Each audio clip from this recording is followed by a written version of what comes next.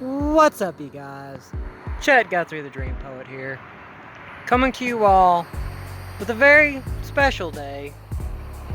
Today is my 100th day straight vlogging here in the beautiful state of Florida. And I'm gonna do things a little bit more differently today. Yes, the cicadas are out. Very beautiful insect, very fun to mess with. But for this special 100th day, I am going to do a Q&A. Now, over the last couple of days, I've asked you guys to send in your questions, your comments about me and my channel, and I would respond. Well, I've got 13 questions that I'm going to be sitting down with you guys today. And now, after I've already said that, let's get started. Why is your name Dream Poet? Well, the name Dream Poet started when I was a freshman in college. I was at Cleveland State, and I was really trying to find my muse. I was really trying to find a name for the blog at the time I was creating.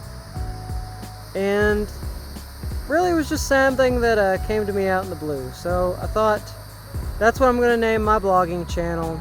I'm going to name myself Dream Poet. And that started out with my Facebook page. And about 5-6 years down the road, it stuck with me as my YouTube channel name. And I think I'm going to continue using that name because of the history behind it. And I had a comment on Facebook. We'll get to that one later. Do you like poetry? Yes. Yes, I've loved poetry in the written language since I was 16 years old. It started with a poem I wrote when I was a sophomore in high school. And of all things, yes, it was written about a girl.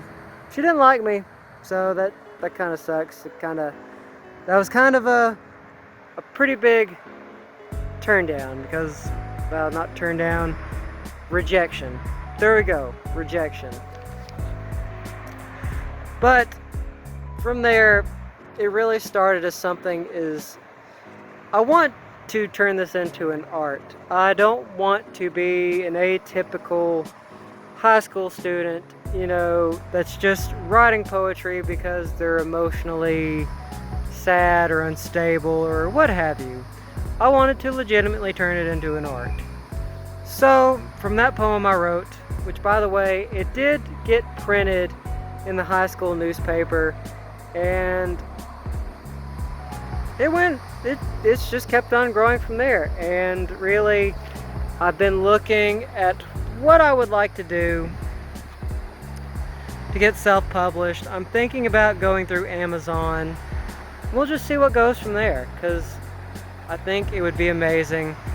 The sites that I did look at, a lot of them weren't that reputable, which kind of makes me sad, but it's gonna happen. But if you're wondering, yes, I love poetry. I love every second of it. Now, for my third one, my third question is, what is your favorite poem? Well, I will tell you all what my favorite poem is. It is a poem I wrote back in the winter of 2014, and this poem was called Demon of the Rails. Now, I'll put the link to that poem from my blog in there, and you all gotta check it out. I mean, if you are especially someone that loves H.P. Lovecraft as well as Edgar Allan Poe, you would fall in love with it. Especially too, if you know the poem The Dark Man. I think it's The Dark Man by Stephen King. I had a lot of inspiration coming from that. But that is my favorite poem. Now, question number 4. Question number 4, why do you live on a boat?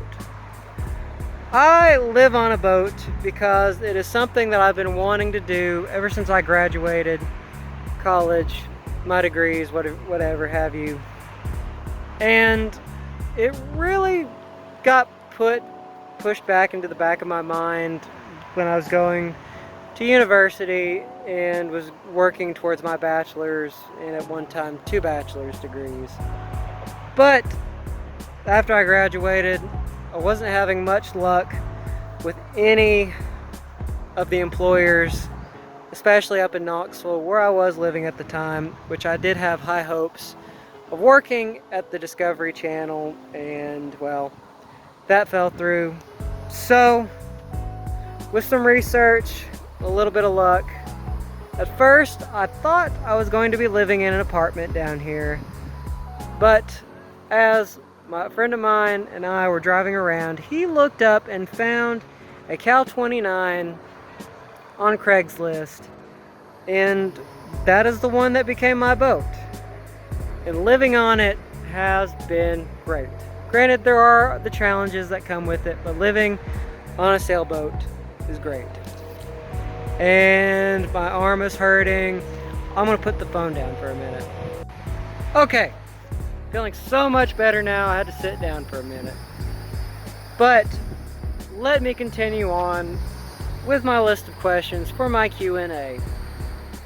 The next one is, do you write poetry? I believe I've already touched up on that, but yes, I've been writing poetry since I was 16 years old. And now, here at the age of 27, I'm looking at getting my stuff published. Now, I don't know how hard it will be in selling my stuff, because I know more people write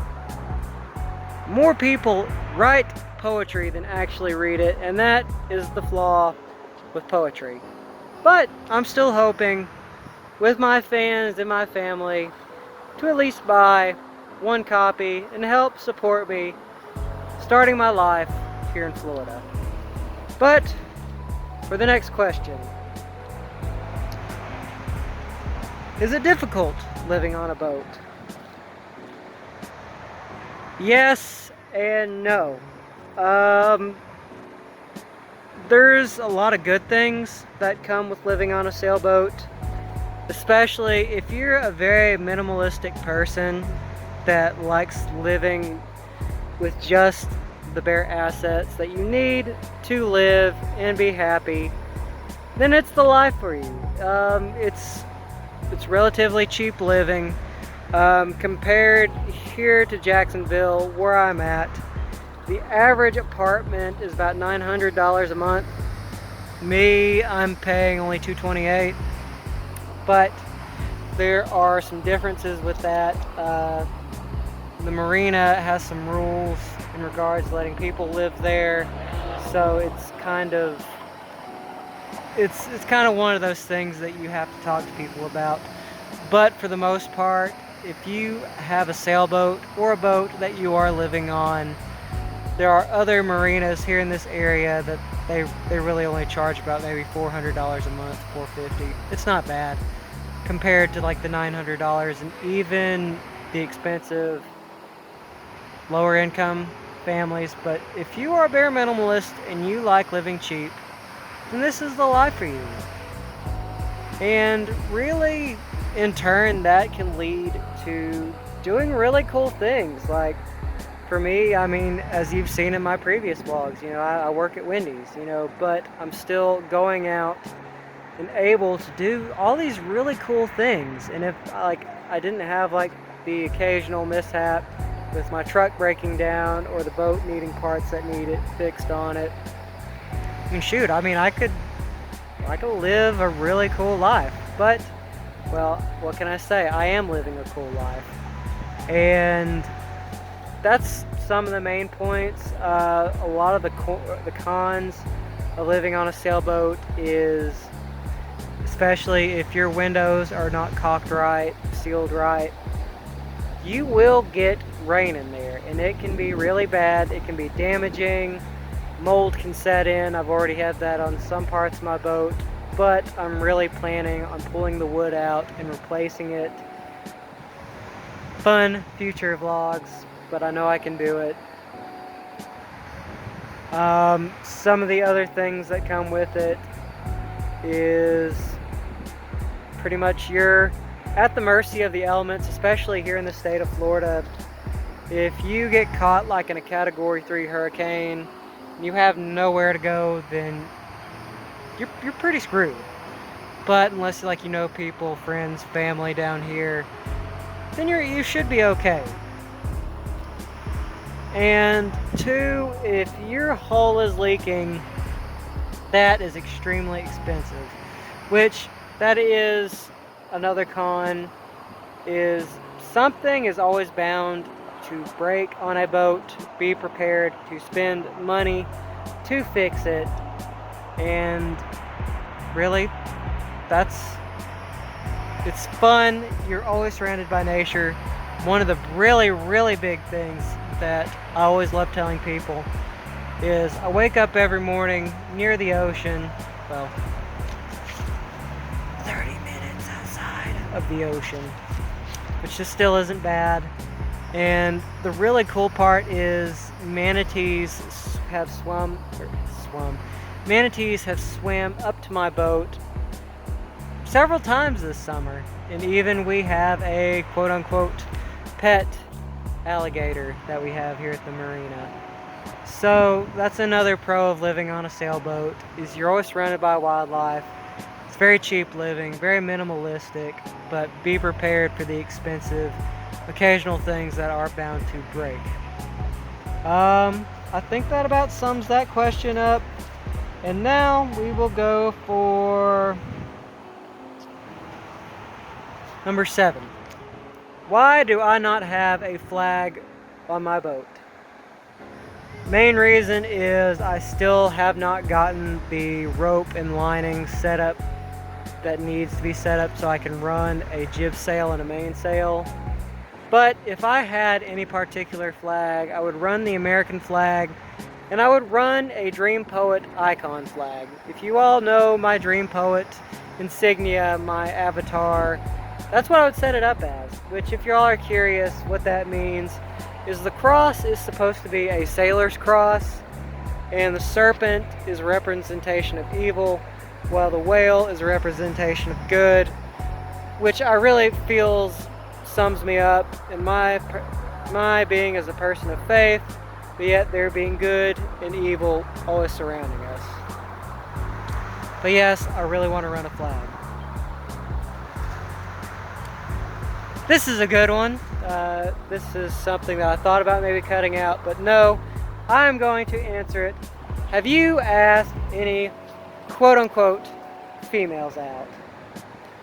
Well, I'm not gonna lie, you guys. Since moving down here to Florida, there have been a lot of very attractive women. And I've had a lot of women flirt with me. And it's just a matter of really just trying to find the time to sit down and talk to someone and ask them to hang out.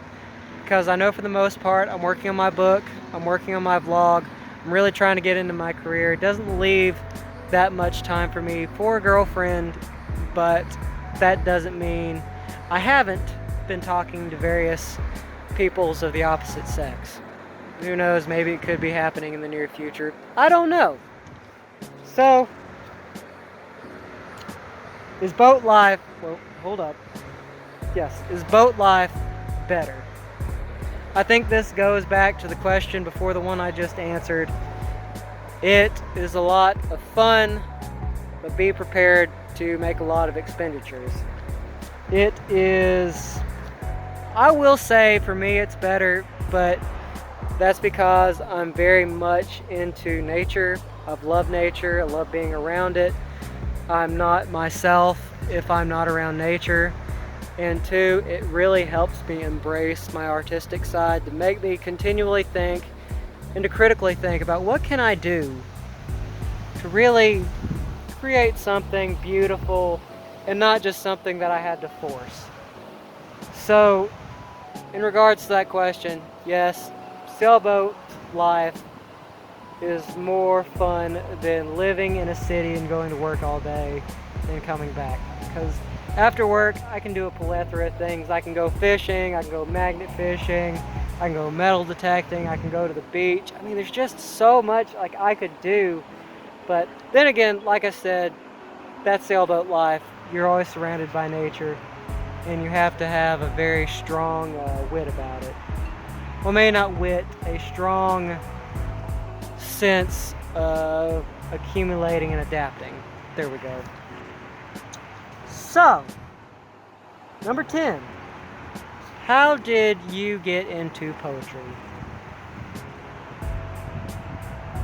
I should have honestly thought through reading some of these before, like actually doing them, because how I got into poetry, it was over a girl, sophomore year of high school, and it really blossomed and evolved into more of a art that I love doing. So that sums up number 10 easily. So number 11, and I still don't get this one.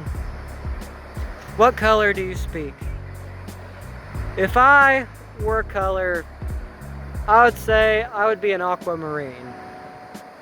It is a light form of blue, but it is a pretty form of blue. And it can also, for me, it's just like it can go into a deeper color. It's like you can go light, or you can go to the darker parts of it, or you can go to the lighter sides of it. You know, it's just like maybe that's just the color of my soul. I don't know. Or maybe a royal blue, but for the most part, I would say the color I speak is aquamarine. At least I feel like it's aquamarine. And number 12, this is a big one. Now, these next two questions came from my mother, who's been very supportive of me this whole time in this life-changing experience. And the question is, what is your rose about moving to Florida? Now, my family, we've always had this thing, especially with my mom and my stepdad. It's like after every trip, we would always ask ourselves, what was your one rose and what was your thorn? The rose being the best thing about moving, or the best thing about the trip, and the thorn, the worst thing about the trip. Well, the rose, the best part of all this, is really just getting to live and be myself and just get to experience the life that I want to live. I mean, I'm surrounded there. I mean, I'm always writing, I'm always photographing, I'm always taking photos, videography, getting into my career. I mean, I'm just happy down here. And like, there's literally like, there's literally nothing impossible that I can't do. And it's like, the more I live down here, the more I see that. Like, who knows? Maybe 2 years down the road when I decide to move to Atlanta, Georgia, you know, and actually take on my career head on, I might try to be an actor for Stranger Things, or a PA for Stranger Things. Duffer Brothers, if you're by any chance of a miracle watching this, I hope I've impressed you guys. Because you guys might be my future bosses one day. I'm going to make you laugh on set when I'm getting your coffee. Even if I'm an actor, I'm still going to get you coffee. Because that is what a good employee does. Sorry, no more promotion. But yes, that is the best thing about moving down here, is just getting to embrace myself. In the last question, the third question, what is my thorn about moving down here? My thorn, honestly, I would have to say is sometimes it sucks not getting to see family as much, but that's really all I have to say. I mean, it's like I'm living, I'm happy. So, yeah, that's all I have to say, you guys.